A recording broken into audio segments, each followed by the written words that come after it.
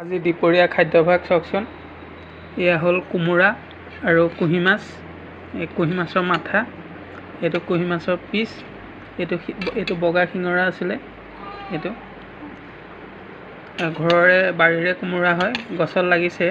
গছজোপা দেখাম বাৰু, কোমোৰা গছজোপা বেলেগ এটা ভিডিঅ'ত। এয়া হ'ল কেৰেলা আৰু তিয়ঁহ, বুট, মটৰ আৰু পোৰা কল ভাজিছে ড্ৰাই ফ্ৰাই মিক্স কৰি পেলাই। আৰু এয়া হ'ল আপোনাৰ মৰা ফ্ৰাই, এয়া ফ্ৰাই মাছ, এয়া বগা চাউলৰ ভাত,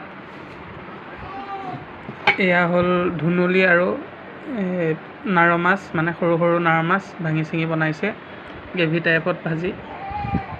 আজি ভাত সাজ এয়াই হ'ল, চাওকচোন কেনেকুৱা লাগে।